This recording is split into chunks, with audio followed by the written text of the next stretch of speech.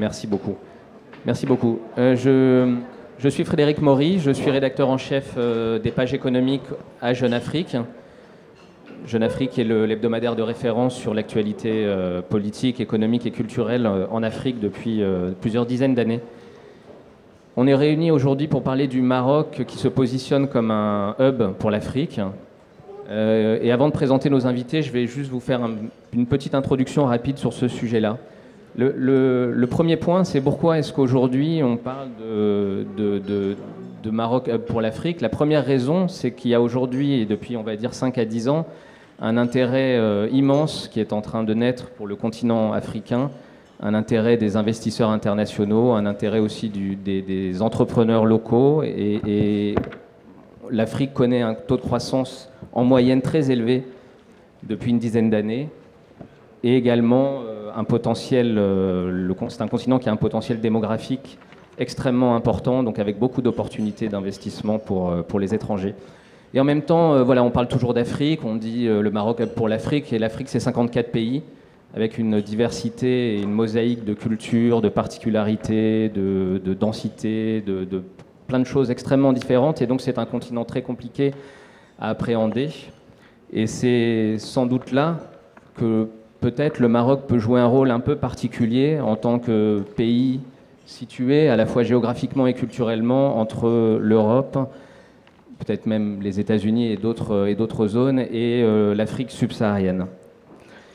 Je pense que pour le Maroc, c'est aussi un enjeu important parce que le Maroc est encore très dépendant économiquement de l'Europe et d'une Europe qui n'est pas forcément extrêmement dynamique économiquement. Donc il y a un véritable enjeu pour le Maroc de se tourner de plus en plus vers l'Afrique. Et la bonne nouvelle pour le Maroc, c'est que c'est déjà en partie le cas, notamment sous l'impulsion du roi du Maroc, mais également des grandes entreprises marocaines qui de plus en plus sont présentes en Afrique subsaharienne. On en reparlera plus tard. Je ne vais pas trop entamer sur la suite de la discussion et je vais demander tout d'abord à nos invités de se présenter les uns après les autres, très rapidement, donc juste votre nom et l'entreprise ou l'organisation que vous représentez, et ensuite on commencera la discussion directement. Madame Fall. Bonjour, Yacine Fall, je suis la représentante résidente de la Banque africaine de développement au Maroc. La Banque africaine est un des premiers bailleurs de fonds pour le Maroc. Nous avons un portefeuille d'environ 2,3 milliards d'euros sur 34 opérations et un peu dans plusieurs secteurs, notamment les infrastructures. Driss Benima, ça fait 9 ans que je suis président du groupe Royal Maroc, n'est-ce pas, 1,3 milliard d'euros de chiffre d'affaires. Leïla Oujdad, l'agence marocaine de développement des investissements en France. Donc c'est une agence étatique qui est rattachée au ministère du Commerce et de l'Industrie et dont la mission est d'accompagner les investisseurs qui le souhaitent à développer une réflexion d'implantation et d'investissement au Maroc. Et Xavier Belin, donc je suis agriculteur en France. Je préside le groupe Sophie Protéol, qui est un groupe spécialisé dans les huiles et protéines végétales, qui a fêté ses 30 ans il y a un an et qui développe une activité, bien sûr, en France, à l'international, et en particulier sur tout le bassin méditerranéen. Et on l'espère un peu plus, Afrique subsaharienne, Afrique occidentale. C'est un groupe qui fait aujourd'hui à peu près entre 7 et 8 milliards d'euros de chiffre d'affaires. D'origine agricole. Merci beaucoup. Merci à tous les quatre. Donc, Madame Fall, je vais commencer par une question à vous, justement pour cadrer un petit peu le débat sur cette croissance économique africaine. On parle beaucoup de chiffres importants, plus de 5, voire plus de 6% de croissance annuelle sur ce continent. Et ce qui est intéressant de noter aussi, c'est que ce n'est pas uniquement les matières premières qui traînent cette croissance, mais c'est aussi qui tirent cette croissance, mais c'est aussi la consommation est un marché de plus en plus important. Est-ce que vous pouvez nous faire un cadrage, pas trop long, mais de 2-3 minutes pour commencer, sur cette dynamique économique africaine? Je crois que ce qu'il faut dire d'abord, c'est que cette dynamique, elle se caractérise par un changement, mais en même temps une résilience. Ce qui est important, vous avez mentionné des taux de croissance importants, mais ce qui est important, c'est que ces taux de croissance se sont établis sur une dizaine d'années. Mais en dehors de cette stabilité macroéconomique, il faut noter que le continent change d'abord par sa population. Nous avons aujourd'hui 1 milliard d'habitants en Afrique, 54 pays, mais également une population jeune. Et donc, bien entendu, cette population évolue non seulement sur le plan de la pyramide des âges, mais aussi sur le plan de la capacité à la fois en tant qu'acheteur et en tant que fournisseur. Le continent africain, ce sera non seulement va fournir une main-d'œuvre importante. On parle de l'Afrique dans les années 2050 comme le prochain atelier du monde, une population jeune dont les besoins évoluent, avec une capacité à la fois de résilience et d'innovation. Donc, bien entendu, ce continent attire beaucoup d'intérêts, mais à travers le monde. Et ça, c'est peut-être ce qui est nouveau. Également en Afrique, bien sûr, le Maroc est le deuxième investisseur africain en Afrique, après l'Afrique du Sud, mais il y a d'autres centres d'intérêt, d'autres points d'intérêt, par exemple. Les États-Unis, l'Asie est très intéressée par l'Afrique. Et donc, bien entendu, les enjeux et le développement de l'Afrique et le développement, commençant par le Maroc, sont bien entendu des facteurs qui méritent de prendre la peine d'analyser en profondeur le contexte. Donc, vous l'avez dit, il y a un intérêt mondial pour l'Afrique, mais il y a aussi un intérêt de certains pays africains pour l'Afrique. Donc, vous avez cité les deux plus gros investisseurs africains en Afrique, c'est l'Afrique du Sud et donc le Maroc. Et je pense qu'en Afrique francophone, ça doit probablement être le Maroc en premier.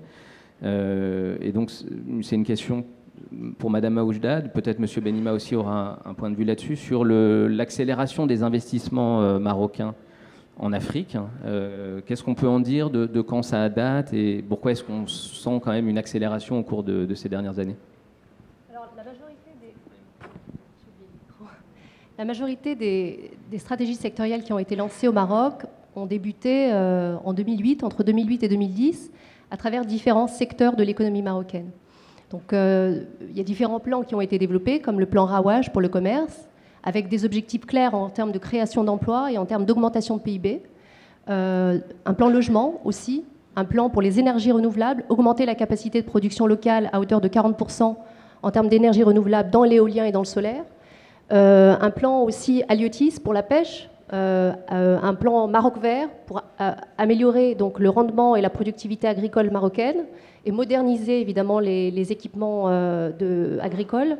Et plus récemment, et aussi un plan national de logistique, de compétitivité logistique, et le plan national d'émergence industrielle. Ces deux derniers plans, je trouve, sont très intéressants pour cette discussion, parce qu'ils mettent en avant justement le potentiel de logistique du Maroc comme hub régional, avec un front méditerranéen et un front atlantique, avec des accords de libre-échange qui ont été consolidés, on reviendra sur ce sujet un peu plus tard, mais surtout toute la stratégie de développement logistique, routière, ferroviaire, maritime, qui ont véritablement été lancées à la fin des années 2000. Plus récemment, le plan national d'émergence industrielle met au cœur de la croissance économique marocaine l'augmentation du PIB industrie dans l'économie marocaine à hauteur de 1,6%, la mise en place de secteurs stratégiques qui sont les métiers mondiaux du Maroc, les six fameux automobiles, aéronautique, électronique, agroalimentaire, offshoring et textile. Et on a depuis avril 2014 une nouvelle impulsion qui a été donnée à ce plan national d'émergence industrielle qui met dans son cœur véritablement une vocation africaine.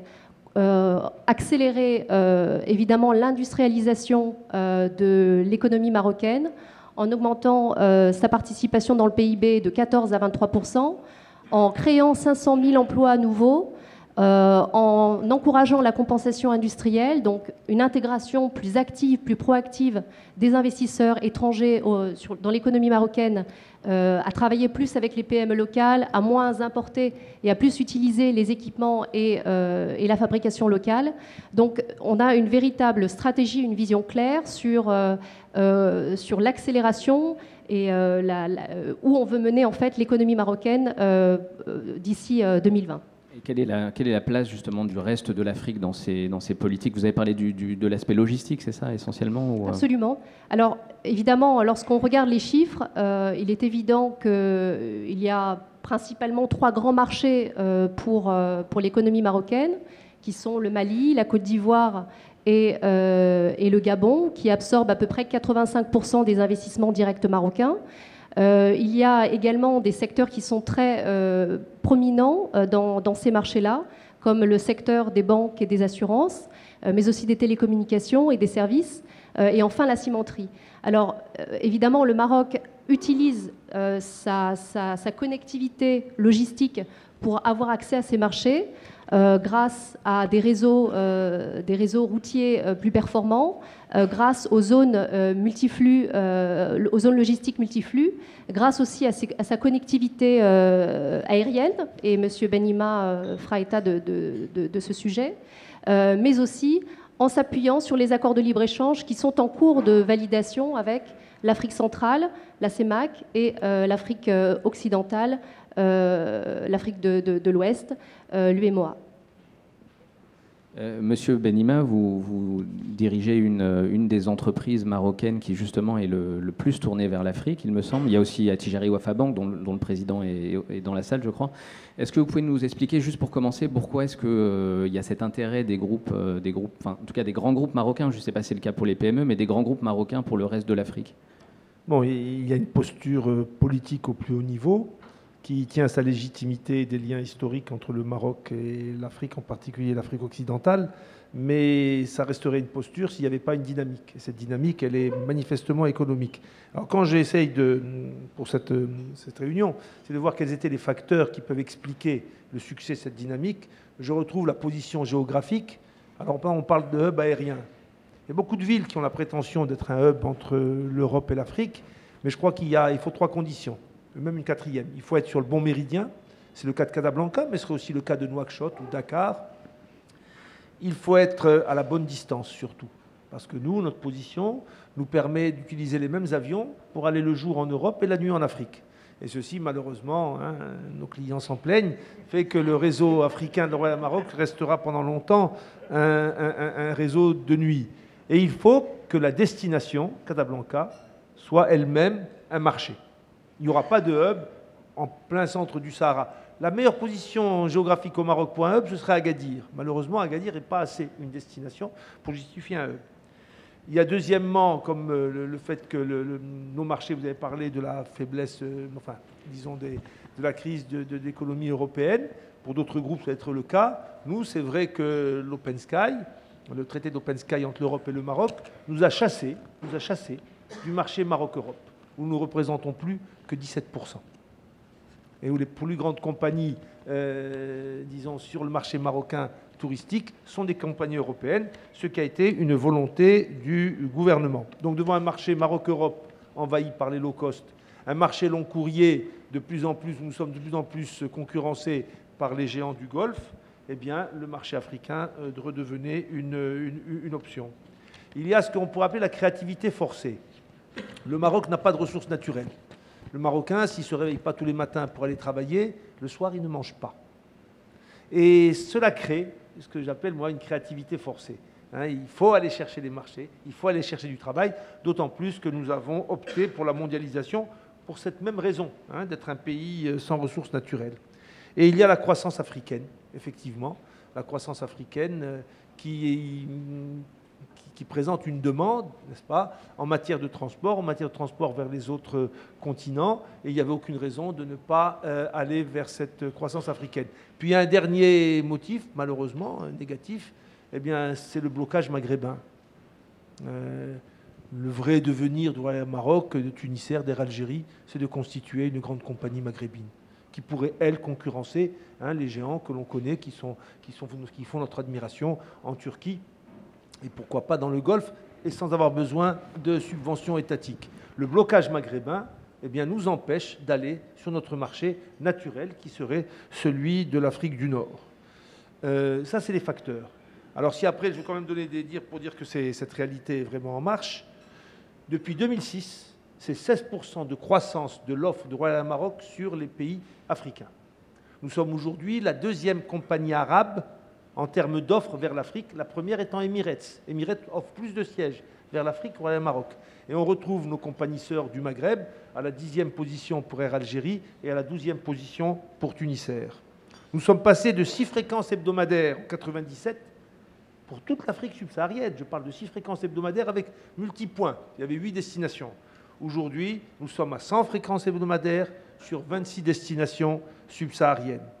Nous avons triplé les connexions entre 2006 et depuis 2010, en 4 ans. Donc, connexion, c'est toutes les destinations qui sont atteignables avec moins de 6 heures de transit à Casablanca. On était à 1301, on est à 3720 aujourd'hui. Dernière donnée, et ça va paraître de la propagande ce que je dis, et c'est la réalité des chiffres.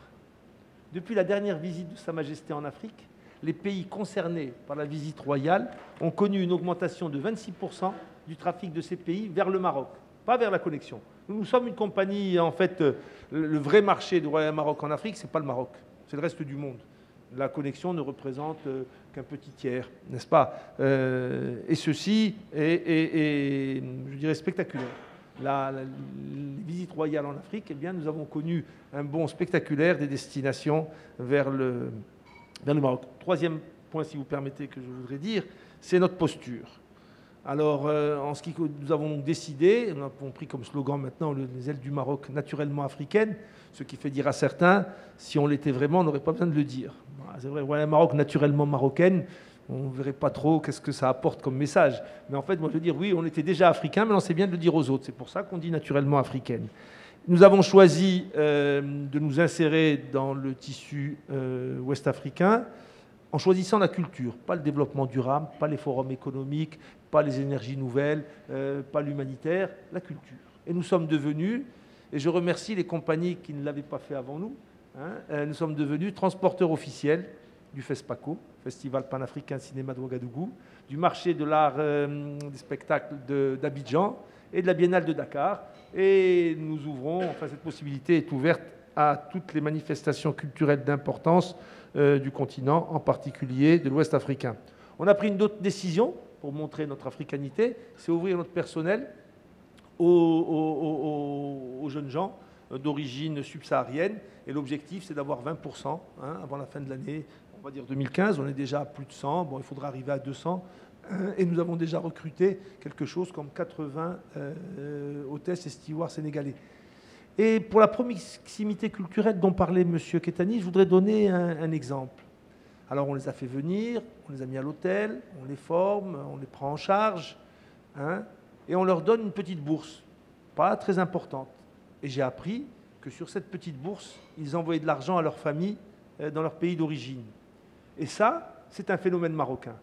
Je me rappelle très bien, quand j'étudiais en France, que sur des petites bourses, eh bien, mes collègues envoyaient à leurs parents. Donc, je veux dire, ce type de comportement me paraît être le signe de cette proximité culturelle dont on parle. Et puis, la troisième chose, c'est notre solidarité. Nous essayons d'être la dernière compagnie qui quitte un pays en crise et la première compagnie à y arriver. Nous n'avons pas quitté le Mali pendant toute la crise qu'il a connue, n'est-ce pas? Centrafrique cette année, la même chose. Le Burkina Faso, très, très récemment. Le temps de passer d'un vol de nuit qui devenait interdit à cause du couvre-feu à un vol de jour, et nous avons maintenu nos vols. Et bien sûr, il y a le fait que nous n'avons jamais cessé nos vols vers les pays touchés par l'Ebola. Nous sommes la seule compagnie africaine qui l'ait fait. Ce qui est triste à dire. Et avec SN Bruxelles, autre compagnie spécialisée dans le transport vers l'Afrique, nous sommes les seules compagnies à avoir continué à désenclaver le Libéria et la Sierra Leone. Et au Mali récemment, il y a eu des cas qui ont été déclarés. Certaines compagnies ont abandonné le Mali. Nous continuons à travailler au Mali et nous avons appliqué nos règles de sécurité sanitaire, les mêmes que nous avions dans d'autres pays, au Mali, très très rapidement, ce qui m'a fait plaisir, montrer un certain professionnalisme dans la riposte à ce genre d'événements. Merci pour cette intervention assez complète. Je vais juste être un peu provocateur. Vous dites on maintient nos lignes vers les pays qui sont touchés, frappés par Ebola, et en même temps, vous n'allez pas organiser la CAN. Oui, alors il faut bien voir que le fait de continuer à ces pays ne signifie pas qu'il n'y a pas de risque. Ce sont des risques que nous prenons au titre de la solidarité. Et ce sont des risques que nous prenons. On a inventé le concept de solidarité responsable. Et je dois dire, quand je regarde les mesures qui ont été prises en charge par le Maroc et les autorités marocaines, je pense qu'aucun autre pays dans le monde n'a pris des mesures aussi importantes. tout passager qui débarque à Casablanca pour rester au Maroc est pris, disons, est suivi individuellement pendant 3 semaines. Alors il y en a à peu près 45 qui rentrent tous les jours et 45 qui finissent leurs 21 jours. Hein. Les autorités sanitaires marocaines suivent individuellement 1 millier de passagers en provenance de ces pays. On les suit en localisation grâce à leur téléphone et quand ils n'en ont pas, à l'arrivée de l'avion, on donne un téléphone. On fait des suivis, n'est-ce pas, médicaux et nous sommes conscients des risques. Et c'est un geste de solidarité, pas un geste commercial. Vous savez, les vols qui vont vers ces pays, ils sont plutôt vides à l'aller. C'est au retour qu'ils sont chargés. Hein. Alors, pardon. Par contre, le fait de recevoir des matchs, moi je veux bien qu'on prenne des... Est-ce que c'est normal de prendre des risques pareils pour voir des jeunes gens jouer au ballon? Je veux dire, il faut remettre les choses en perspective. C'est sûr que ça fait un gros manque à gagner pour la CAF en tant qu'organisation, j'allais presque dire mercantile. Mais d'un point de vue intérêt pour l'humanité, par rapport au risque sanitaire de milliers, n'est-ce pas, de spectateurs, moi je suis parfaitement solidaire avec la mesure et je la trouve pas du tout contradictoire, mais tout à fait compatible avec notre position sur le fait que nous continuons à aller dans ces pays et je refuse qu'on, comment dirais-je, qu'on mette en contradiction les deux attitudes. Juste un mot sur ce sujet. Comme vous le savez, bien entendu, la Banque africaine de développement s'est particulièrement mobilisée en ce qui concerne la crise Ebola. Et ce que je voudrais dire, c'est que l'une des mesures que nous avons, enfin l'un des éléments que nous avons mis en exergue, c'est qu'il est absolument essentiel de ne pas isoler économiquement les pays concernés. Les pays, Madame Guigou l'a dit, je crois, ce matin, les pays qui sont concernés par la crise Ebola, ça font partie des pays les plus fragiles du continent africain. Si, en plus de la gestion de cette crise, ils sont isolés géographiquement, ça devient une catastrophe humanitaire beaucoup plus grave. Et donc je crois qu'il est important de souligner que la démarche de Royal Air Maroc à ce sujet, sans faire de publicité, Monsieur Benima, je crois que c'est important d'expliquer que en maintenant ces lignes, l'importance de cette démarche doit être absolument reconnue et fait partie de ce que nous considérons comme essentiel, comme démarche de développement. Oui, tout le monde veut dire quelque chose sur Ebola, allez-y, je vous en prie. Non, pas sur Ebola, mais j'aimerais juste parler du caractère de l'investisseur marocain. C'est vrai qu'on n'a pas, lorsqu'on voit les chiffres, on s'aperçoit qu'en fait l'investisseur direct marocain réinvestit une grande part de ses bénéfices dans ces marchés, malgré des crises qui peuvent être politiques, sanitaires, etc. Le deuxième investisseur en Afrique, qui est le Maroc, avec 800 millions d'euros d'investissement, réinvestit 90 millions dans ces économies-là. Et 85% des investissements directs marocains sont à destination du Mali, de la Côte d'Ivoire et du Gabon. Donc ça montre véritablement le caractère de l'investisseur marocain qui n'est pas opportuniste, mais qui croit en la pérennisation de ces investissements. Merci beaucoup. Alors, je vais passer la parole à Monsieur Belin, puisque notre sujet, c'est le Maroc Hub pour l'Afrique. Et vous êtes ici l'investisseur étranger, puisque vous êtes donc vous présidez ce groupe agroalimentaire qui est très puissant en France et qui se développe assez rapidement en Afrique depuis quelques années. Vous avez une présence maintenant assez forte au Maroc, vous allez nous en parler. Et puis vous allez nous dire, est-ce que finalement un groupe comme le vôtre, français, peut envisager d'aller en Afrique subsaharienne notamment, en utilisant le Maroc comme un hub? Merci, bonjour à tous. Alors des airs, on va repasser un peu sur terre, si vous permettez. Parce que je vais vous parler d'agriculture et d'alimentation. D'abord, c'est une aventure qui a démarré assez récemment, puisqu'elle a 4-5 ans à peu près d'existence, donc c'est relativement récent. Surtout sur un domaine qui est le domaine des huiles végétales à travers le groupe Le Sieur. Alors Le Sieur est une des marques du groupe Sophie Protéol en France. Il se trouve que Le Sieur au Maroc était resté aussi une des marques distributrices, enfin productrices et distributrices d'huile à travers une société qui s'appelle Le Sieur Cristal. Au moment de la privatisation en 2010, nous avons donc candidaté. Et la SNI à l'époque a considéré que Sophie Protéol finalement était je reprends la formule, nous a considéré comme un gendre de bonne famille. Ça voulait dire simplement que nous avions déjà des relations très, très anciennes, historiques, des relations techniques de pays à pays, ce qui évidemment nous a permis de pouvoir faire cette opération. Alors, juste 2-3 choses sur cette opération. Pourquoi nous avons été retenus? Je dirais pour 2 raisons essentielles. D'abord, parce que nous ne sommes pas arrivés de manière hégémonique. On est arrivé en se disant qu'il y avait des compétences sur place, elles étaient reconnues, et c'est peut-être un point complémentaire que je voudrais ajouter à ce qu'ont dit mes collègues à cette table ronde. Parmi les facteurs qui finalement nous ont à la fois décidé, mais surtout permis de pénétrer le Maroc et à l'avenir sans doute de faire autre chose, c'est d'abord la dimension humaine et sociale. Et je voudrais vraiment insister là-dessus. Le management de l'Eusure Cristal Maroc n'a pas été bougé d'une seule personne sur les 5 dernières années. Ça voulait dire donc qu'il y avait des équipes compétentes, mais surtout que la relation de confiance était établie. Et la deuxième raison, c'est que nous avons pu démontrer que, en nous installant finalement industriel au Maroc, on avait aussi la capacité d'y développer une autre stratégie, qui était une stratégie amont-aval qui a beaucoup fonctionné en France. Je rappelle qu'en France, par le biais des mouvements coopératifs et autres, c'est plutôt l'amont qui a structuré son aval depuis une 40aine, une 50aine d'années. On a le sentiment que c'est le cas au Maroc, mais c'est vrai dans la plupart des pays de la Méditerranée et sans doute d'Afrique à terme. C'est plutôt à partir d'un pôle industriel qu'on appelle, alors c'est pas très joli comme nom, mais un agrégateur, qu'on peut aussi structurer l'amont, c'est-à-dire remonter jusqu'au producteur et avoir cette dimension de filière. Et je crois que finalement, en disant cela, c'est une autre manière d'appréhender 2 éléments qui nous paraissent essentiels. Le premier, qui est évidemment de prendre en compte la situation sociale d'un pays comme le Maroc. Je rappelle qu'aujourd'hui, il y a près de 25% quand même des actifs qui dépendent du secteur agricole. C'est considérable. Et beaucoup dans la production, peu dans les activités de transformation. C'est un ratio qui devra forcément s'inverser un jour ou l'autre. On peut y participer.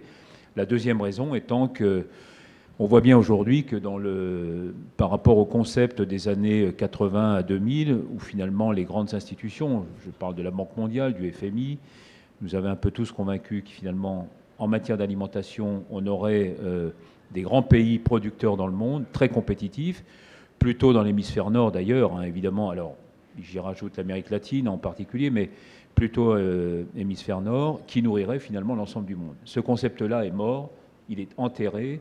Aujourd'hui, tout le monde est convaincu qu'il faut retrouver une relation entre la production agricole, au moins à minima, et puis les besoins de consommation, sinon par pays, au moins par région du monde.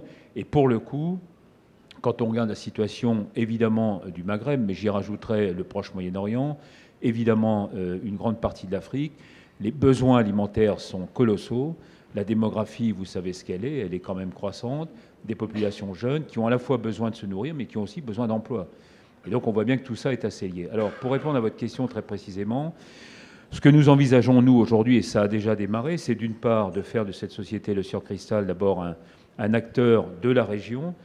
Aujourd'hui, c'est modeste. On fait 25 millions d'euros d'export depuis le Maroc sur des pays voisins. Je pense à la Mauritanie, au Sénégal, au Bénin, au Togo, à la Guinée-Bissau, à la Guinée-Conakry.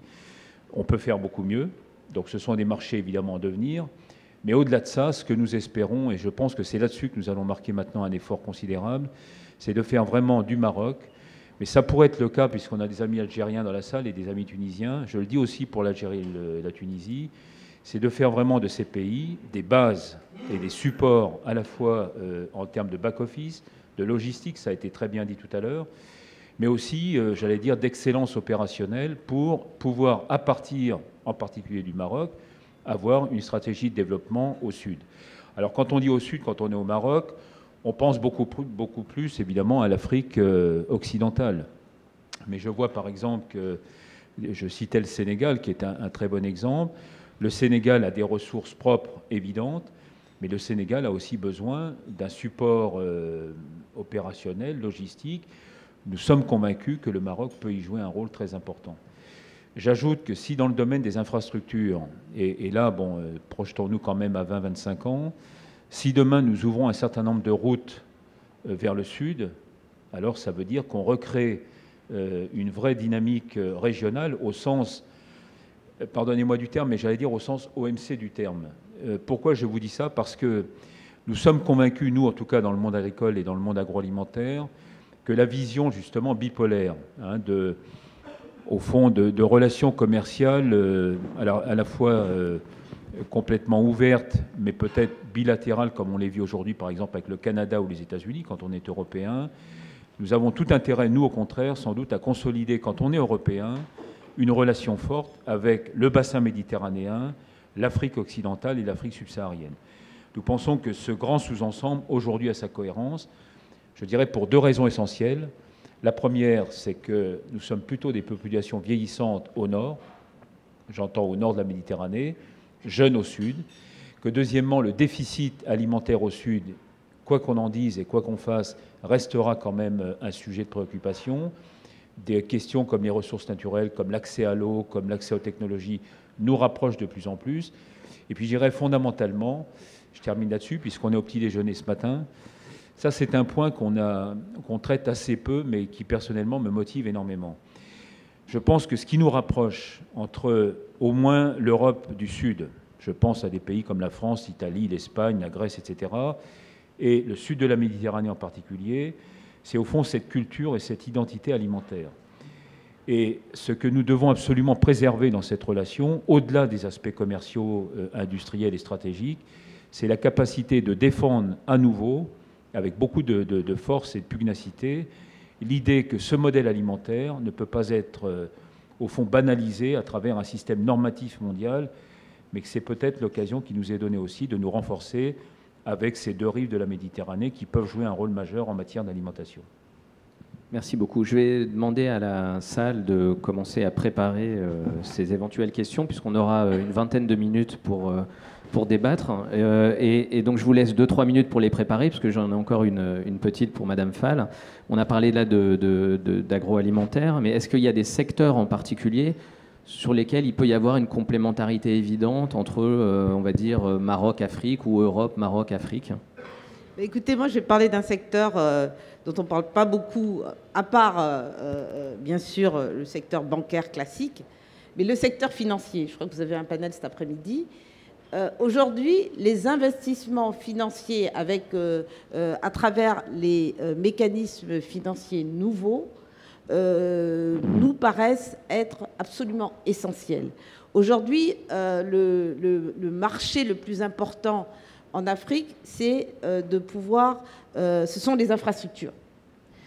Par exemple, la banque investit près de 70% de ses investissements au Maroc dans les infrastructures. Le besoin est important et ne peut pas être financé par le public.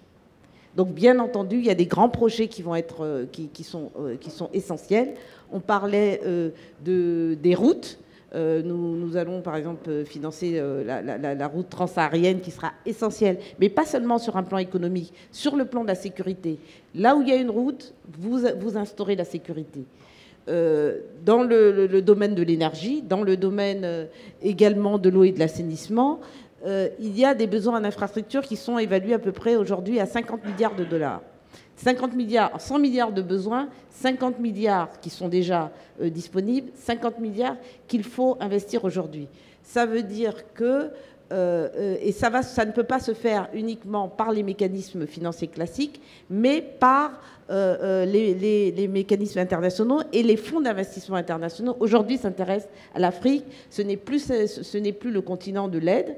L'aide publique au développement baisse, mais des investissements directs et à la fois par les mécanismes nouveaux sont l'avenir. Alors, pour illustrer ce propos, comme vous le savez, la Banque africaine de développement a lancé le fonds Africa 50, qui va être domicilié à Casablanca, dans le cadre de Casablanca Finance City. Et l'idée, c'est de mobiliser les investisseurs institutionnels, non institutionnels, privés, pour investir dans ce grand chantier des infrastructures en Afrique, et par le biais des mécanismes financiers classiques.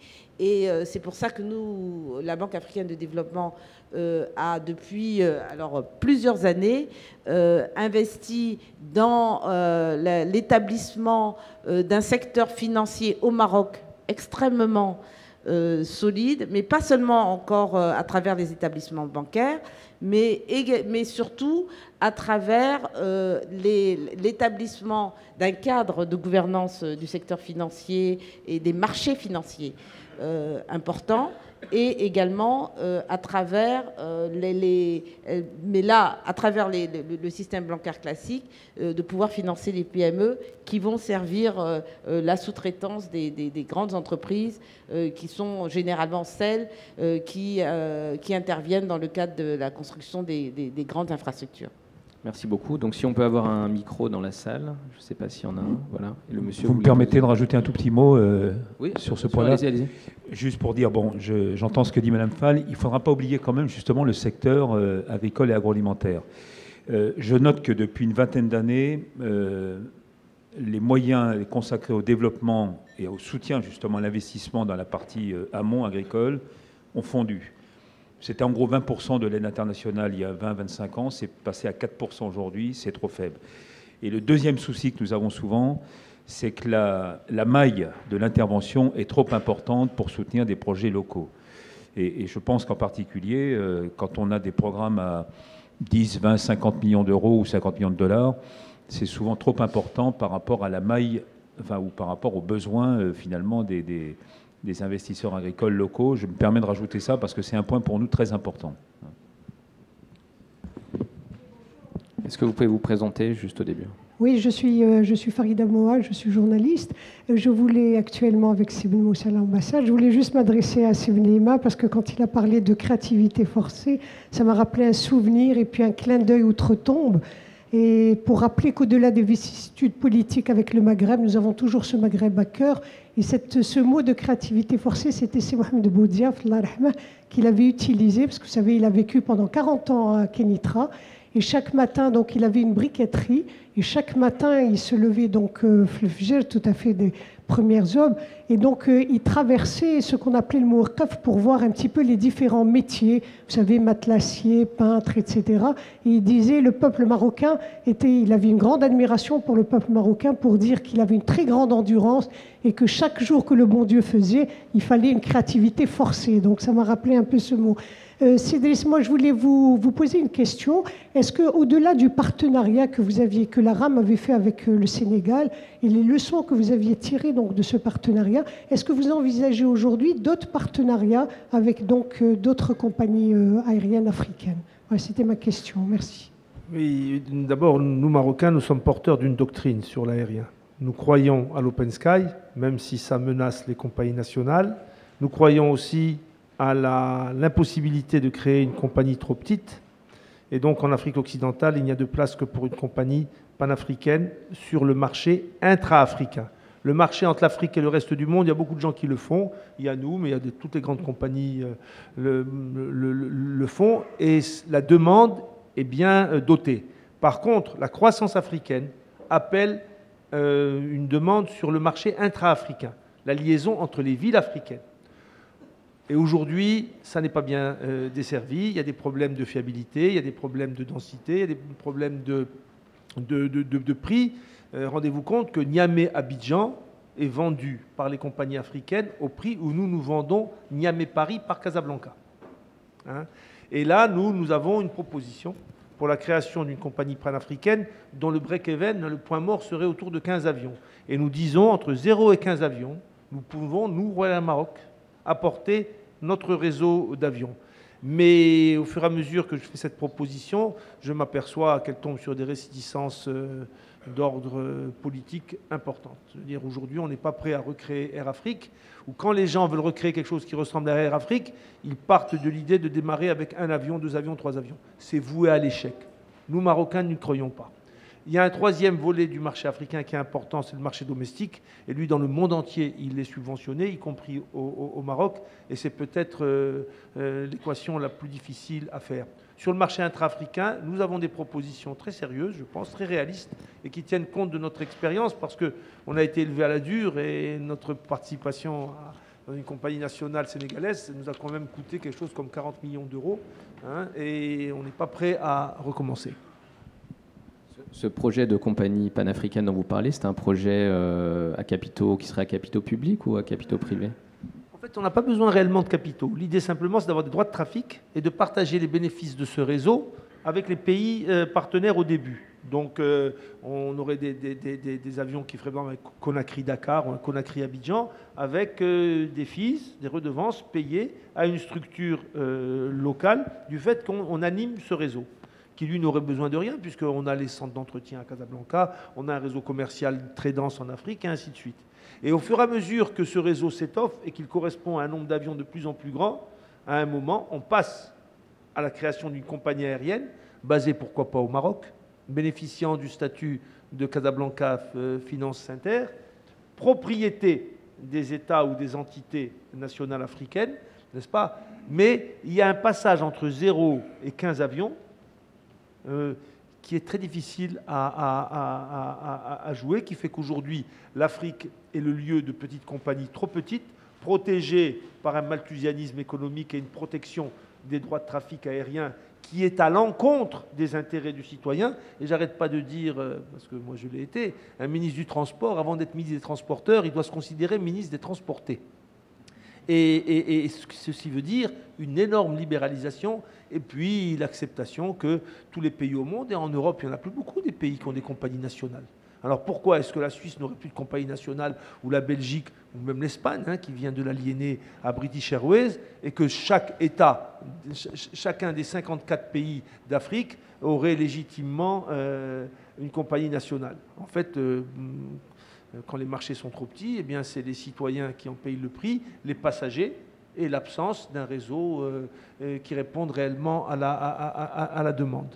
Mais il faut continuer à exposer nos idées, n'est-ce pas, et attendre que cette évidence, à la fois qu'une compagnie nationale est invivable et qu'une compagnie trop petite est invivable, n'est-ce pas, pour que ce genre de propositions que nous faisons soient réellement acceptées. Voilà, une question. Bonjour. Bonjour. Merci pour vos interventions. Je voudrais juste intervenir. Alors, je me présente, Monsieur Akimawa. Je suis directeur général pour un cabinet d'executive search et je me spécialise sur justement la barrière, ou plutôt la plateforme France-Maghreb et Afrique de l'Ouest. Donc ça tombe très bien que vous puissiez intervenir de ce côté-là. Je voulais juste poser une question à Madame Faye. C'est Madame Faye, c'est ça? Fall, pardon, excusez-moi, je n'avais pas entendu le début. En lien avec Monsieur Belin, tout à l'heure, qui parlait de mailles, vous parlez d'investissements de l'ordre de 50 milliards sur l'Afrique qui sont nécessaires, et vous avez utilisé le terme d'investisseurs institutionnels ou non institutionnels. Moi, dans mon métier, je suis beaucoup les évolutions et les innovations, en l'occurrence. Et en termes d'investissement, il y a une particularité qui est celle que l'on voit venir et qui vient des fameuses diasporas. Surtout la diaspora marocaine, mais également les diasporas africaines, notamment sur le crowdfunding. Et je voulais savoir si effectivement c'est un mode de financement qui commence à avoir son impact, si vous sentez et vous anticipez ce mode de financement par rapport au mode de financement dit classique, et notamment pour pouvoir faire bouger des industries, aider des PME qui n'ont pas la possibilité d'avoir l'appui bancaire, et qui effectivement par le mode de crowdfunding est vraiment dans je dirais une perception non plus comme disait un intervenant crowdfunding, de banque centrale européenne, mais de banque centrale de citoyenneté universelle. Donc je voudrais que vous puissiez intervenir là-dessus, si vous permettez. Merci. Alors, en ce qui concerne le type d'investissement dont je parlais, bien entendu, le crowdfunding ne me paraît pas être tout à fait le véhicule qui corresponde. Mais en tout cas, si on regarde l'expérience récente des moyens et des méthodes qui sont utilisées en Afrique, le développement du mobile banking, par exemple, est une illustration du fait qu'il y a une dynamique en Afrique de tirer parti des technologies. La semaine dernière, nous étions tous à Marrakech pour le sommet mondial sur l'entrepreneuriat, et dont le thème tournait autour de l'utilisation des nouvelles technologies. Et étant donné que ce sommet se tenait pour la première fois en Afrique, on a vu à quel point, grâce aux jeunes entrepreneurs africains, et c'est ça vraiment la force, la capacité de mobiliser à la fois les innovations, les ressources pour pouvoir réaliser... Oui, je parle également de financement. Ce que je veux expliquer, c'est qu'aujourd'hui, le crowdfunding en tant qu'instrument en Afrique, c'est votre question. Voilà. Oui, mais ce que je veux dire, c'est qu'aujourd'hui, ça dépend du type de financement et de type d'activité qu'on cherche à financer. En ce qui concerne, ce que je voulais, pour simplifier, dans un continent où on tire parti aujourd'hui, il y a une créativité par rapport à tous les moyens de réaliser des projets. Bien entendu, on constate que la jeunesse africaine tire parti de ces éléments-là. Alors, bien entendu, il faut qu'il y ait cette complémentarité entre les fonds d'investissement, les investissements institutionnels et les mécanismes innovants tels que le crowdfunding, et jusqu'au plus petit niveau, et on parlait de l'agriculture, l'utilisation par exemple dans l'agriculture des nouvelles technologies sont également des mouvements émergents qui bien sûr démontrent qu'on utilise maintenant tous les moyens possibles pour réaliser des projets en Afrique. Merci beaucoup. Il nous reste encore quelques minutes pour prendre 2 questions. Donc, monsieur et madame après là-bas. Merci infiniment. Je me réjouis de constater que c'est autour du Maroc que s'organise la réflexion Europe, France, Méditerranée, Afrique. Le Maroc a pris les devants depuis 10, 15, 20 ans. Très bien. Mais je voudrais vous sécuriser en vous disant que cette relation Europe-Méditerranée-Afrique, d'autres pays la font. La Chine est puissante parce qu'elle a travaillé son sud, les dragons et les tigres. Vous dire que Obama travaille beaucoup et de plus en plus avec le Mexique et l'Amérique du Sud. Et comme le dit Xavier Belin, ce sont des pays développés et vieillissants qui vont chercher au sud les jeunes émergents. Et chacun à son sud. Nous avons pris du retard. C'est la raison pour laquelle il faut accélérer. Merci au Maroc qui joue ce rôle de pionnier. Sur le hub, oui, il y a le hub des transports aériens, cette plateforme. Il y aura demain le hub des assurances, des banques, tout cet apprentissage, ces transferts. Mais je voudrais poser une question à Xavier Belin, s'il veut bien y répondre. Il va y avoir aussi des hubs de logistique. En termes de prospective, et je ne vais pas aller très loin, il faudra bien qu'un jour on traverse le Sahel. On ne peut pas laisser le Sahel aux mains des militaires ou des brigands. Et déjà, des chefs d'entreprise et des gouvernements ont des projets de transport par chemin de fer qui pénètrent très largement. Et je suis en train de faire la collecte de tous ces projets du Mali, du Tchad, du Niger, de l'Algérie, du Maroc et de la Tunisie. Ah, franchement, dans 10 ans, le Sahel est pris par des tas de lignes de chemin de fer. Est-ce que tu peux nous dire, Xavier, ton expérience sur la traversée du désert? Traversée du désert, oui. La formule est jolie. Bon, c'est une expérience que nous menons maintenant depuis 2 ou 3 ans avec nos partenaires algériens, puisqu'effectivement, alors ça va vous surprendre, mais nous expédions des mayonnaises et des sauces qui sont produites à Dunkerque, qui transitent par Alger et qui finissent au Nigeria via justement des convois qui empruntent la transsaharienne, qui débarquent au Niger. Et au Niger, il y a un relais nigérian qui vient prendre la suite. Alors tout ça est un peu archaïque pour l'instant parce que ça se fait en camion, on décharge les camions, on les recharge, enfin, mais ça fonctionne. Et ce n'est pas des dizaines de tonnes, c'est plutôt en milliers de tonnes. Donc ça quand même, c'est assez significatif. Mais on voit bien que ces routes vers le sud, pour ça que je les évoquais tout à l'heure, il y en a au moins 2 ou 3 qu'on envisage à terme. Il y a celle-ci évidemment, avec tous les problèmes de sécurité, puisque là, l'armée algérienne évidemment encadre les convois en amont, en aval, hein, et c'est quand même assez... Pour l'instant, c'est sécurisé, mais ça reste malgré tout un point de difficulté. Il y a Tanger-Dakar aussi, qu'il faut absolument envisager. Alors peut-être d'ailleurs par voie ferrée, parce que nous pensons, nous, que ce serait idéal. Et là, ça ouvre une perspective absolument gigantesque, puisque de Dakar, on revient sur Bamako. Enfin, en fait, il y a tout un maillage qui est en train de progressivement de se mettre en place. Et ce que je note, moi, alors évidemment, je ne suis pas dans les contingences politiques ou voire financières, mais je note simplement que pour des chefs d'entreprise, toutes ces voies sont autant de perspectives de développement, à la fois pour des entreprises du Nord, mais surtout pour des entreprises du Sud. Et avec Jean-Louis Guigou, puisqu'il me tend la perche, ce qui nous motive aujourd'hui, c'est la notion de co-investissement. C'est pour ça qu'à la question que posait monsieur tout à l'heure, bon, je n'ai pas répondu, ce n'était pas à moi de répondre, mais on voit bien que la relation publique-privée aujourd'hui, au sens, bon, évidemment des fonds internationaux, mais des fonds nationaux, mais également de la mobilisation de la ressource des entreprises, il faut qu'on essaie de les jouer dans un complexe, au fond, alors parfois de triangulation, mais en tout cas, j'allais dire un peu multisource et multisupport. On ne peut pas avoir une doctrine arrêtée, univoque sur le sujet. Je crois qu'il faut rechercher les voies les plus efficaces et plus optimales. Pour le coup, ça passe de fait, et ça c'est une question que nous renvoyons plutôt au gouvernement, ça passe par malgré tout un minimum de sécurisation des circuits en tant que tels. Hein, et on voit bien qu'au-delà des infrastructures, au-delà des moyens logistiques, il y a un moment, on a besoin aussi d'un certain nombre de conventions internationales qui permettent justement ces flux de pays à pays.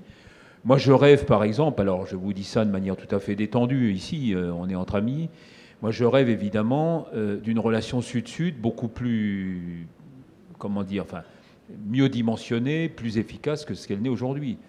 Le nord-sud, oui, on y travaille, mais le sud-sud a aussi toute son importance. Et nous sommes prêts à accompagner ces démarches sud-sud. On va prendre juste une dernière question, puisqu'il nous reste que 2-3 minutes, madame, si vous... Merci. Simone Méchiche, du groupe Sanofi. Sanofi, pour ceux qui ne le connaissent pas, c'est le plus gros groupe premier groupe pharmaceutique sur l'Afrique. Nous sommes présents depuis plus de 50 ans. Nous avons 7 usines, dont une en particulier au Maroc. L'usine du Maroc, et nous avons un centre de développement au Maroc aussi. Nous avons inauguré, justement, nous parlions de logistique. En 2013, nous avons inauguré notre plus grand centre de logistique sur l'Afrique au Maroc. Donc ce centre, en fait, dessert, je dirais, 30 pays en Afrique, et en particulier pour le médicament antipaludique contre le palu, qui est l'une des maladies les plus fréquentes, je dirais, à travers le monde, y compris en Afrique, puisque un enfant meurt toutes les minutes en Afrique du paludisme. Donc, cette plateforme sert à desservir en antipaludique toute l'Afrique subsaharienne, 30 pays. Au-delà de ces investissements, je dirais, et des partenariats publics-privés que nous pouvons avoir aussi avec le gouvernement marocain et d'autres pays d'ailleurs, l'une des questions, c'est que nous parlons aujourd'hui de développement économique du Maroc. Il y a, je dirais, que la santé est une plateforme de développement économique aussi. En particulier, le fait qu'il y ait des maladies chroniques et une prévalence de plus en plus importante des maladies chroniques sur l'Afrique, je dirais les maladies qui sont telles que le diabète, le cancer, l'hypertension. Je dirais que ça devient une menace de la productivité puisque ce sont des gens jeunes qui sont atteints. Et quel est le plan et quelle est la place en fait de la santé et de l'investissement dans les infrastructures de santé au Maroc? Alors, par défaut, je vais essayer de vous répondre. En fait, ce qu'on peut dire, c'est que dans ce que vous avez expliqué concernant la santé, c'est un élément extrêmement important du développement économique de tous les pays d'Afrique. Ceci dit, la santé, ça ne concerne pas uniquement les infrastructures. Et par exemple, pour parler des interventions de la Banque africaine de développement, qui est l'un des premiers partenaires du Maroc en termes de développement, nous investissons dans ce que nous appelons les véhicules de la croissance inclusive. Bien entendu, on ne peut pas investir dans le développement d'un pays sans parler de son capital humain. Bien entendu, tous les Marocains qui sont avec moi ont entendu parler des derniers discours de Sa Majesté le Roi. Et le capital immatériel est essentiel au développement, dont le capital humain. Et bien entendu, si je prends l'exemple de notre expérience au Maroc, nous intervenons dans les infrastructures, le transport, l'eau et l'assainissement, l'agriculture. Nous avons récemment investi 100 millions dans le plan Maroc Vert, mais également dans le secteur de la santé, mais du point de vue des usagers des services de santé, parce que, bon, bien entendu, on est obligé de prioriser. Mais, bien entendu, le capital humain et la santé en particulier font partie des véhicules nécessaires à assurer cette croissance inclusive. Merci beaucoup. On va terminer là-dessus, même si on aurait encore beaucoup de choses à dire. Je vais remercier Madame Fall, Madame Maoujdad, Monsieur Benima et Monsieur Belin. Et je vais vous inviter tous à rejoindre l'espace networking qui, d'après ce qu'on me dit, se situe de l'autre côté, là-bas au restaurant. Merci.